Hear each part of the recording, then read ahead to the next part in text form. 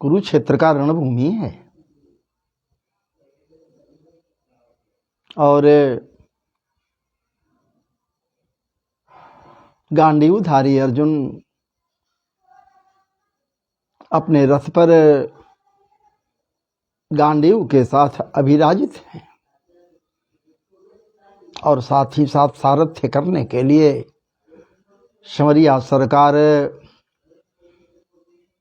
मनमथनाथ कृष्णचंद्र जी महाराज रास को पकड़े हुए बैठे हुए हैं।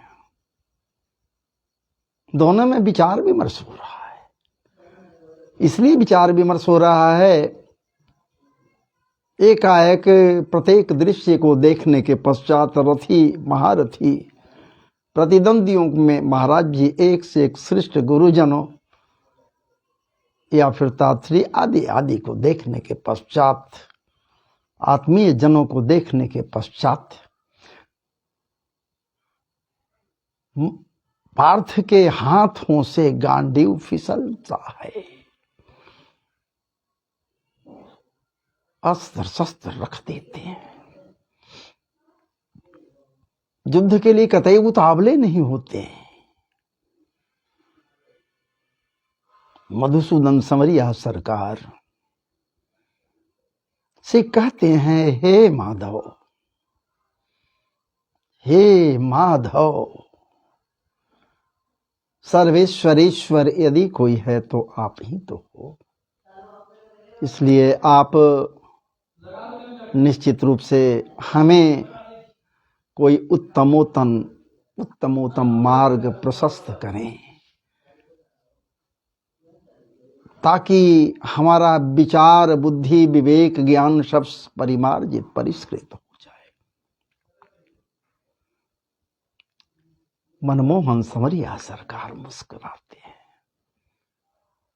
और मुस्कुराते हुए जब अर्जुन से कहते हैं, पार्थ से कहते हैं, अरे पार्थ, जिसके लिए तू इतना गंभीर है, जिसके लिए इतना व्याकुल है, बेचैन है, क्या वो रहेगा? क्या वो रहेगा? समय आने पर क्या तुम रहोगे? हाँ, तुम रहोगे, वह भी रहेगा, लेकिन न उसका शरीर रहेगा न तेरा शरीर रहेगा। हाँ, तुम रहोगे, शरीर में जो तुम और वो जो वर्तमान है वही मात्र रहेगा, बाकी कहीं कुछ नहीं रह जाएगा। है पार्थ, और उसके लिए इतना व्यग्र हो, बेचैन हो, पांडित्यता से ओतप्रोत वचनों को हमारे समक्ष रख रहे हो, बोल रहे हो। ऐ पार्थ सुनो,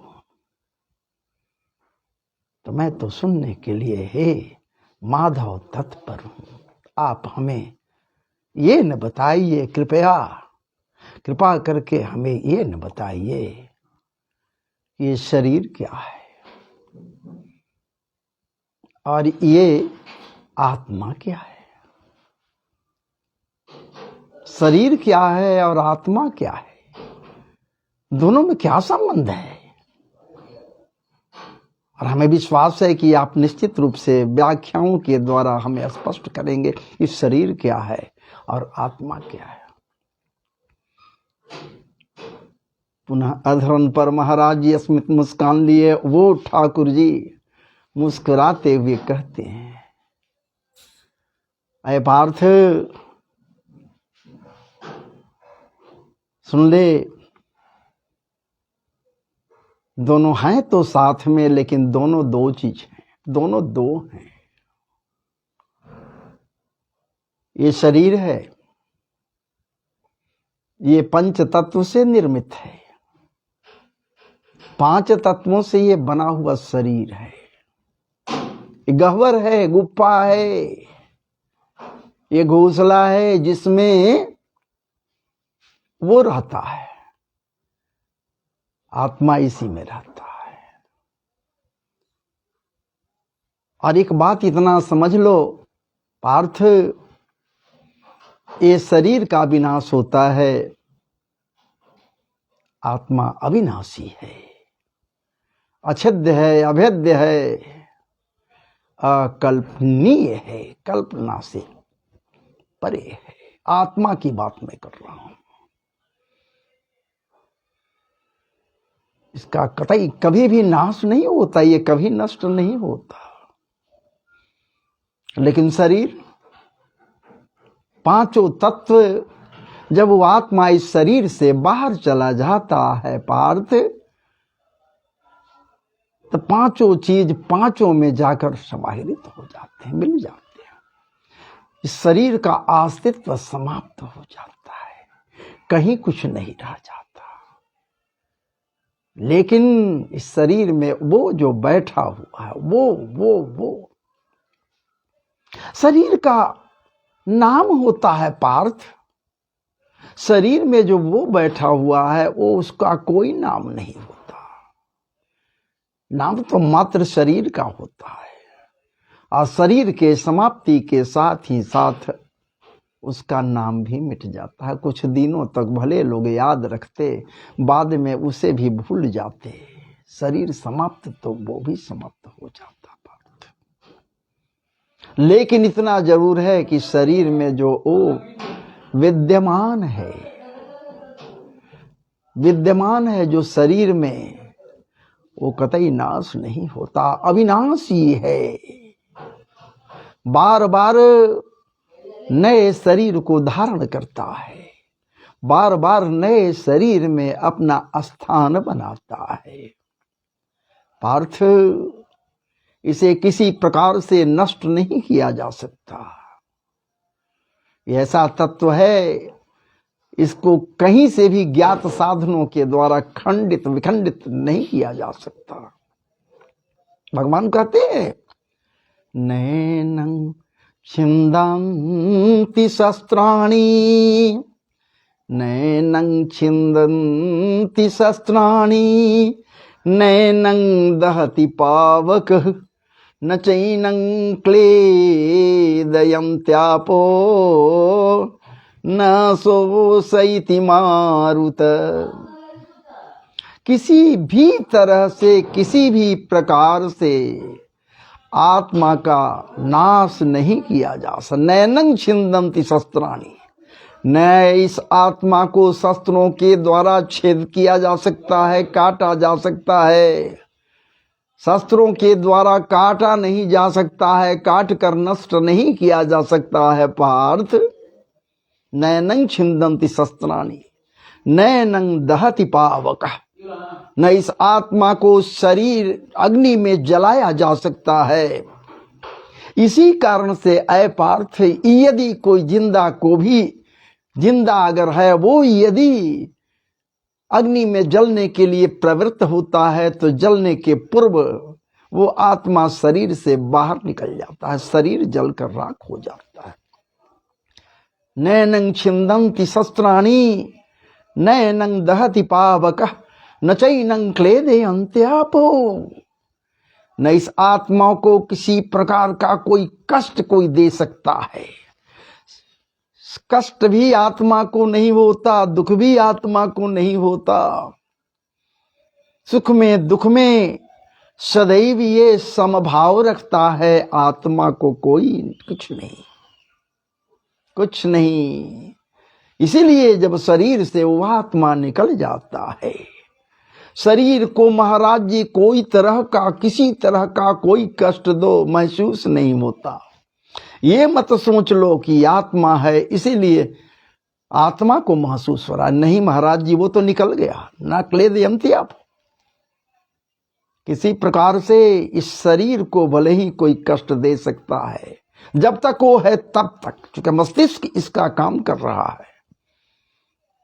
क्लेदयन्ति आप, और न शोषयति मारुत, न इसे हवा में सुखाया ही जा सकता है, न इसे वायु में उड़ाया ही जा सकता है। इस आत्मा का अपना एक अस्तित्व होता है। ऐ पार्थ, माधव, कैसे कैसे कैसे, आखिर तो फिर आत्मा और इसमें संबंध क्या है? ठाकुर जी कहते हैं, ऐ पार्थ, वासांसि जीर्णा निजथा विहाया, वासांसि जीर्णा निजथा विहाया, नवानि गृह्णाति नरोपराणि, नवानि गृह्णाति नरोपराणि, तथा शरीराणि विहाय जीर्णा, नन्याति संजाति नवानि देहि, नन्याति संजाति नवानि देहि। हे पार्थ, वासांसि जीर्णा निजथा विहाय, जिस प्रकार से पुराने वस्त्रों को त्याग देता है प्राणी, मनुष्य पुराने वस्त्रों को त्याग देता है तो पुराने के तरफ से मोह समाप्त हो जाता है। वासांसि जीर्णा निजथा विहाय, क्या बात है, त्याग देता है तो मोह समाप्त हो जाता है। कोई चाहत नहीं होती उन पुराने वस्त्रों को धारण करने के लिए। वासांसि जीर्णा निजथा विहाय, नवानि गृह्णाति नरोपराणि। ठीक उसी प्रकार से जैसे कोई नवीन गृह बनाता है, नया घर बनाता है और नया घर में प्रवेश कर जाता है, तो पुराने घर से महाराज जी उसका मोह धीरे धीरे समाप्त हो जाता है। जाना नहीं चाहता उसमें, नए घर में नए हिसाब से रहना प्रारंभ करता है। वासांसि जीर्णा निजथा विहाय, नवानि गृह्णाति नरोपराणि। बस तथा शरीरानि विहाय जीर्णा। ठीक है पार्थ, उसी प्रकार से जीर्ण शरीर को त्याग कर, छोड़कर, विहाय जीर्णा, त्याग कर, पुराने शरीर से जब वो आत्मा निकल जाता है और दूसरे शरीर में प्रवेश कर जाता है तो पुराने शरीर से उसका मोह भंग हो जाता है। पुराने शरीर में कतई वो प्रवेश नहीं करता। वो आत्मा चुके नवीन गेह उसे मिट प्राप्त हो गया। वासांसि जीर्णा निजथा विहाय, नवानि गृह्णाति नरोपराणि, तथा शरीरानि विहाय जीर्णा, नन्याति संजाति नवानि देहि। कतई नवीन गृह को छोड़कर, घर को छोड़कर पुराने घर में वो प्रविष्ट नहीं होना चाहता, प्रविष्टि नहीं पाना चाहता और प्रवेश भी नहीं करता। बस यही बात है पार्थ। इस आत्मा का जैसे ही आत्मा का प्रवेश गर्भगत मांस के लोथड़े में होता है, वो प्रवेश करता है, नया स्थान उसे मिल गया, पुराने को त्याग कर आता है, पुराने को विस्मृत कर जाता है, कोई लगाव नहीं होता। इसलिए लेकिन एक बात इतना जरूर है कि उस नवीन गेह में जब प्रविष्टि पाता है आत्मा, तो पूर्व जन्मों का बहुत से संचित कर्म उसे याद हैं, पूरी तरह से याद रहता है, विस्मृत नहीं करता। जैसे ही धीरे धीरे जब वो गर्भ से बाहर आता है, विस्मृत कर जाता है, भूल जाता है, सारी बातों को भूल जाता है कि हमने क्या उस ठाकुर से वायदा किया है। तो बस ये समझ लो ऐ पार्थ, तुम उसी के लिए व्याकुल हो जो है नहीं है। अरे मैं कब था, तुम कब थे, मैं कब था, तुम कब थे, क्या पहले तुम थे, क्या मैं पहले था, क्या आज तुम नहीं हो, क्या मैं आज नहीं हूं, और भविष्य में भी क्या तुम रहोगे, मैं रहूंगा। कोई नहीं, इस शरीर नहीं रहेगा, लेकिन तुम्हारे अंदर जो आत्मा है, दूसरे शरीर में रहेगा रहेगा रहेगा। हमारा शरीर ये नहीं रहेगा, ये मान लो, लेकिन शरीर में जो वो बैठा है वो निश्चित रूप से रहेगा रहेगा रहेगा। इस प्रकार से महाराज जी एकाएक हृदय में ये बातें आ गई, आपके समक्ष में रख दिया। तो चलिए अब मेरे प्रियजनों, अब मैं आपसे विराम ले रहा हूँ। कुछ देर के लिए ही आया, रात्रि के समय में आपका कल्याण हो। जय जय श्री राधे, जय जय श्री राधे, जय जय श्री राधे।